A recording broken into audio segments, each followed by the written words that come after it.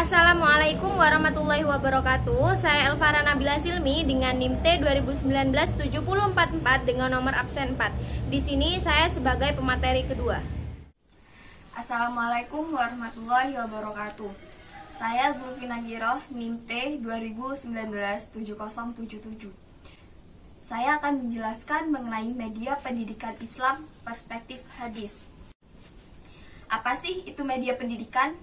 Media pendidikan merupakan alat bantu atau sarana yang dijadikan sebagai perantara komunikasi untuk menyampaikan pesan atau informasi berupa ilmu pengetahuan dari berbagai sumber ke penerima pesan atau informasi, guna mencapai tujuan pembelajaran. Media pendidikan dapat menggunakan gambar, menggunakan jari tangan, menggunakan kerikil. Selain itu, pada era modern, visual dapat dikategorikan menjadi media yang tidak diproyeksikan dan media proyeksi. Saya sendiri akan menjelaskan mengenai media pembelajaran menggunakan gambar dan menggunakan jari tangan. Pertama, saya akan menjelaskan hadis tentang media pembelajaran mengenai gambar persegi dan garis-garis lurus. Garis adalah elemen yang terpenting. Tanpa ada garis, tidak akan ada bentuk. Tanpa ada bentuk, tidak akan ada wujud. Dan tanpa garis serta bentuk, tidak akan ada pola.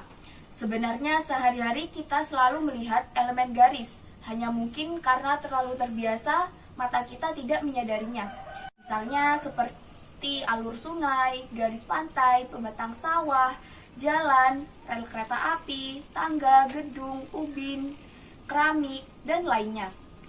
Hadis Anas riwayat Bukhari tentang Nabi pernah menggambar dalam rangka menerangkan antara keinginan manusia dengan saat datangnya ajal yang berbunyi.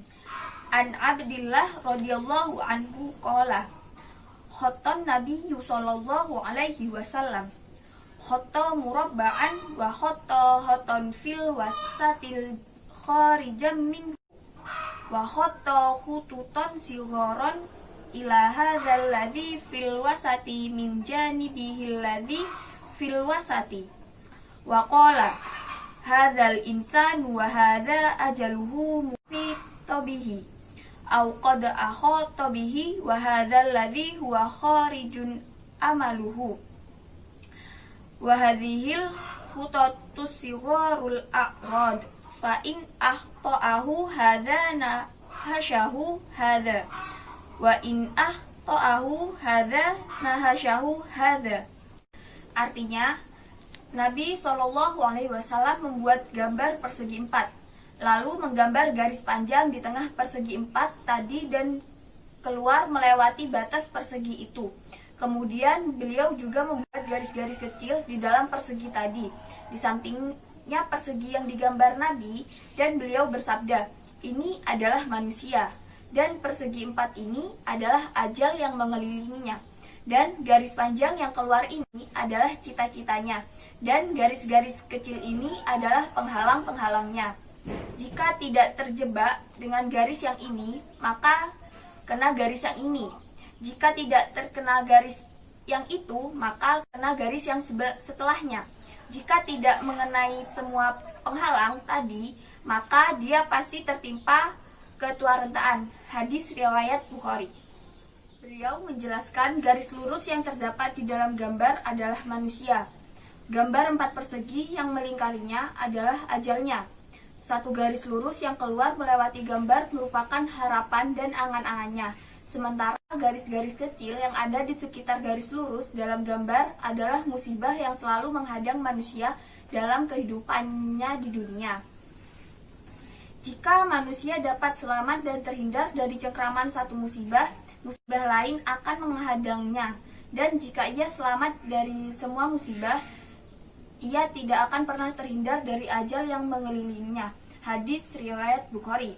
Lewat visualisasi gambar ini, Nabi SAW menjelaskan di hadapan para sahabatnya bagaimana manusia dengan cita-cita dan keinginan-keinginannya yang luas dan banyak bisa terhalang dengan kedatangan ajal, penyakit-penyakit, atau usia tua. Dengan tujuan memberi nasihat kepada mereka untuk tidak sekedar melamun, berangan-angan panjang saja tanpa realisasi, dan mengajarkan pada mereka untuk mempersiapkan diri menghadapi kematian. Merenungkan hadis ini menunjukkan kepada kita betapa Rasulullah SAW seorang pendidik yang sangat memahami metode yang baik dalam menyampaikan pengetahuan kepada manusia. Beliau menjelaskan suatu informasi melalui gambar agar lebih mudah dipahami dan diserap oleh akal dan jiwa. Ali bin Abi Thalib berkata, "Dunia berjalan meninggalkan manusia, sedangkan akhirat berjalan menjemput manusia, dan masing-masingnya punya penggemar. Karena itu jadilah kamu penggemar akhirat dan jangan menjadi penggemar dunia. Sesungguhnya masa ini, hidup di dunia adalah masa beramal, bukan masa peradilan. Sedangkan besok di akhirat adalah masa peradilan, bukan masa beramal." Selanjutnya, hadis tentang media pembelajaran menggunakan jari tangan. Dalam mendidik anak perempuan, ada pahala yang besar yang akan didapat. Bersabar terhadap sikap mereka pun sama juga akan mendapatkan pahala yang besar. Betapa penting dan besar peran orang tua dalam mendidik mereka.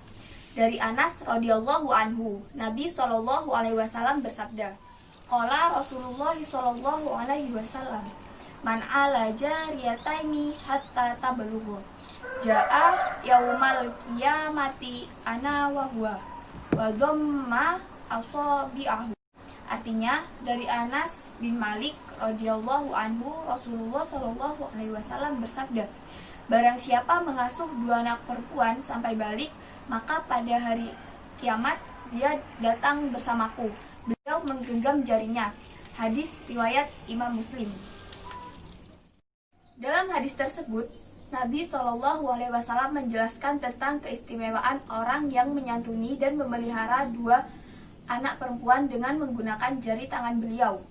Nabi SAW menggenggamkan jemarinya untuk memberikan penekanan tertentu sehingga dapat dipahami bahwa jika orang yang memelihara dua anak perempuannya hingga ia dewasa atau sudah bisa menikah, maka kelak hari kiamat dia akan dekat dengan Nabi SAW.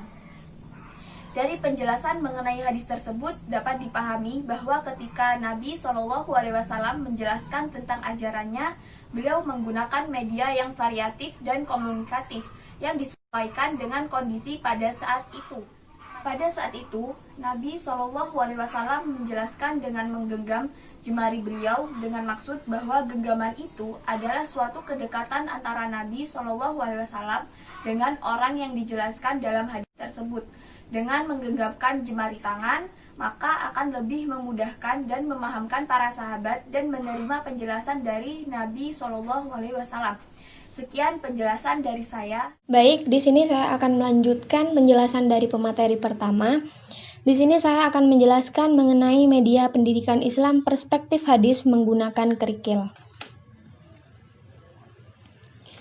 Jadi, di sini disediakan sebuah hadis di mana hadis tersebut berbunyi, "Haddatsana Muhammad bin Ismail wa akhbarana Khalid bin Yahya haddatsana Bashir bin Muhajir akhbarana Abdullah bin Buraidah an Abi qala an-nabiy sallallahu alaihi wasallam hal tadruna ma mathalu hadhihi wa hadhihi wa rama biha sataini qalullahi wa rasuluhu a'lam qala hadha kal amalu wa hadha kal ajal qala Abu Isa hadha hadisun hasanun gharibun min hadzal wajhi."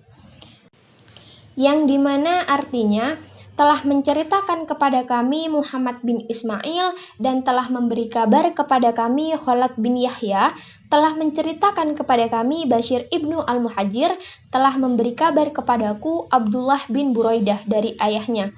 Beliau berkata, Rasulullah SAW bertanya kepada para sahabat, "Tahukah kalian semua apakah sesuatu ini?" Rasulullah SAW sambil melemparkan dua kerikil. Para sahabat menjawab, "Allah dan Rasul-Nya lah yang lebih tahu." Kemudian Rasulullah SAW bersabda, "Sesuatu ini adalah angan-angan dan ini adalah ajal." Abu Isa berkata, "Ini hadis hasan yang nampak asing." Hadis riwayat At-Tirmizi. Hadis di atas menjelaskan bahwa suatu ketika Rasulullah Shallallahu Alaihi Wasallam bertanya kepada para sahabat tentang dua benda yang beliau pegang lalu melemparnya.